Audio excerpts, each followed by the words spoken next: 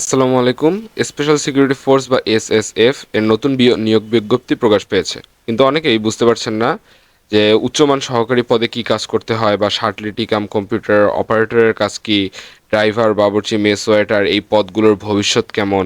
আজকের ভিডিওতে আমি এসএসএফ নিয়োগ বিজ্ঞপ্তিটি সম্পূর্ণ গুরুত্বপূর্ণ পদ নিয়ে আলোচনা করব এবং তাদের কাজ সহজ ভাষায় ব্যাখ্যা করব, তাই ভিডিওটি শেষ পর্যন্ত থাকুন। প্রথমেই আমরা বলে দিচ্ছি যে এসএসএফ কি। প্রথমে সংক্ষেপে বলে রাখি, এসএসএফ বা স্পেশাল সিকিউরিটি ফোর্স হলো বাংলাদেশের গুরুত্বপূর্ণ রাষ্ট্রপতি, প্রধান উপদেষ্টা অথবা প্রধানমন্ত্রী এবং অন্যান্য ভিআইপি ব্যক্তিদের নিরাপত্তা প্রদানকারী একটি বিশেষ বাহিনী। তাই এখানে সরকারি চাকরি মানে একটি সম্মানজনক সরকারি চাকরি। এরপরে এখানে প্রথম যে পদটিতে আসন ফাঁকা হয়েছে সেটি হচ্ছে উচ্চমান সহকারী, যেখানে বেতন স্কেল হচ্ছে 11,000 থেকে 26,590 টাকা পর্যন্ত।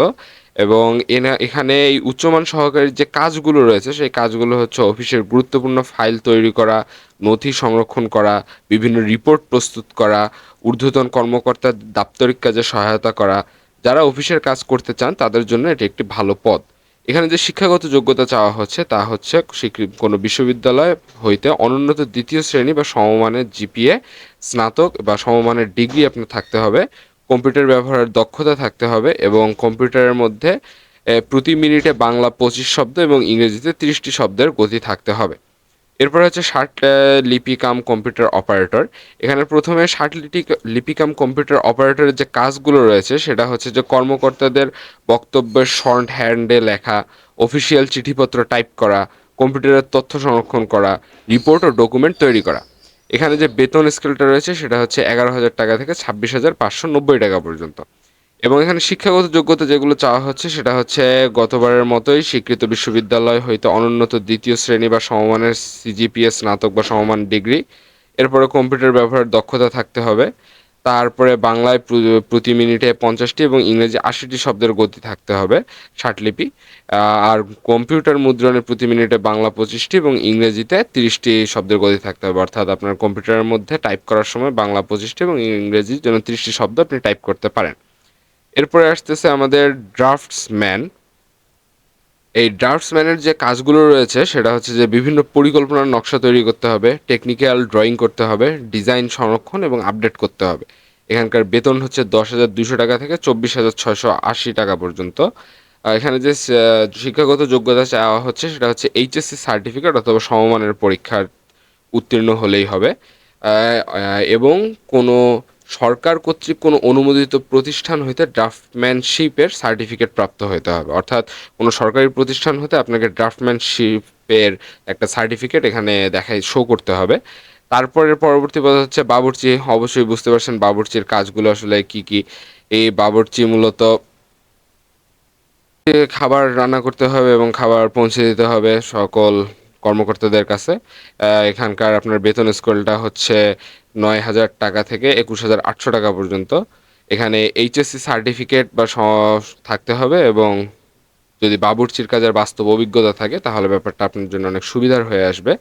এরপরে আসতেছে আমাদের এখানে ম্যাস ওয়েটার। 5 নম্বরে আপনারা দেখতে পাচ্ছেন যে ম্যাস ওয়েটার আছে। ম্যাস ওয়েটারের কাজ হচ্ছে যে খাবার পরিবেশন করা, ডাইনিং ব্যবস্থাপনা করা এবং অতিথি এবং অন্যান্য সদস্যদের সেবা প্রদান করা। এখানেও কিন্তু 9,000 টাকা থেকে 21,800 টাকা পর্যন্ত স্যালারি রয়েছে, অর্থাৎ আপনি এখানে প্রমোশনের সুযোগ রয়েছে। এখানে আপনার যে শিক্ষাগত যোগ্যতা চাওয়া হচ্ছে তা হচ্ছে মাধ্যমিক স্কুল সার্টিফিকেট, অর্থাৎ এসএসসি সার্টিফিকেট বা সমমানের পরীক্ষায় উত্তীর্ণ। এবং তবে যদি কারো পূর্ব অভিজ্ঞতা থাকে এই কাজের তাহলে তাকে অগ্রাধিকার বেশি দেওয়া হবে। এরপরে আসতেছে আমাদের এখানে অফিস সহায়ক। এই অফিস সহায়কের যে কাজগুলো রয়েছে সেটা হচ্ছে ফাইল এক বিভাগ থেকে অন্য বিভাগে পৌঁছে দেওয়া, অফিসের বিভিন্ন কাজে সহায়তা করা, অফিসের দৈনন্দিন কার্যক্রমে সহায়তা করা, এগুলো। এখানে বেতন হচ্ছে 8,250 টাকা থেকে 20,010 টাকা পর্যন্ত।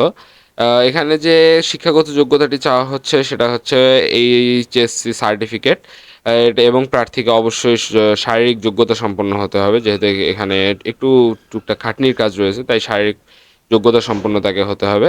এরপরে আছে পরিচ্ছন্নতা কর্মী। তাকে অবশ্যই পরিষ্কার পরিচ্ছন্নতার কাজে অংশ নিতে হবে। সে যেখানে আহ, কাজ করবে সেখানকার বিভিন্ন অফিসারের টেবিল বা অন্যান্য পরিষ্কার পরিচ্ছন্নর ব্যাপারগুলো দেখতে হবে। এখানকার বেতন হচ্ছে 8,250 টাকা থেকে 20,010 টাকা পর্যন্ত। এবং এখানে যে শিক্ষাগত যোগ্যতা চাওয়া হচ্ছে তা হচ্ছে ক্লাস 8 পাস, অর্থাৎ আপনি জিএসসি সার্টিফিকেট থাকলেই এখানে হয়ে যাবে। তবে অভিজ্ঞ প্রার্থীদেরকে অবশ্যই অগ্রাধিকার এখানে দেওয়া হবে। এখানে কোন পদ সবচেয়ে ভালো হবে বা কি হবে সেটা, যদি আপনি অফিস ভিত্তিক কাজ করতে চান তাহলে উচ্চমান সহকারী অথবা লিপি কাম কম্পিউটার অপারেটর পদটা ভালো হবে। যদি এসএসসি পাস হয়ে থাকেন তাহলে অফিস সহায়ক পদটি আপনি বিবেচনা করতে পারেন। এরপর যদি ড্রাইভিং লাইসেন্স থাকে তাহলে ড্রাইভিং পদে আপনি আবেদন করতে পারেন। এরপর আমরা এখানে দেখা যাচ্ছে যে আসলে এখানে দেখেন, এখানে চাকরির বয়স সীমা হচ্ছে 18 থেকে 32 বছরের মধ্যে হতে হবে।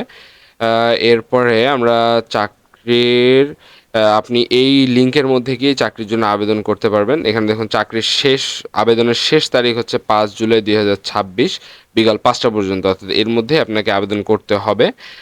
এরপর এখানে যে টাকার হিসাবটা সেটা হচ্ছে 1 থেকে 3 নম্বর পদের জন্য, অর্থাৎ 1 নম্বর 2 নম্বর 3 নম্বরে প্রথম যে 3টা পদ রয়েছে তার জন্য আপনাকে সর্বমোট 112 টাকা দিতে হবে টেলিটক সিমের মাধ্যমে। আর 4 থেকে 7 অর্থাৎ বাকি যে পদগুলো রয়েছে সেই পদগুলোর জন্য আপনাকে টোটাল দিতে হবে 56 টাকা।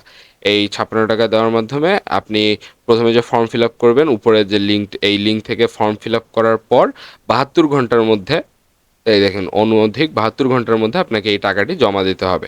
এই টাকাটি জমা দেওয়ার মাধ্যমে আপনার আবেদনটি সম্পন্ন হবে। তো বন্ধুরা, এসএসএফ নিয়োগ বিজ্ঞপ্তির গুরুত্বপূর্ণ পদগুলো সম্পর্কে আজকের আলোচনা এখানেই শেষ। আপনার কাছে কোন পদটি সবচেয়ে ভালো মনে হয়েছে, অফিস সহায়ক, ষাটলিপি কাম কম্পিউটার নাকি উচ্চমান সহকারী, কমেন্টে জানাতে ভুলবেন না। ভিডিওটি ভালো লাগলে লাইক, শেয়ার এবং সাবস্ক্রাইব করবেন। আল্লাহ হাফেজ।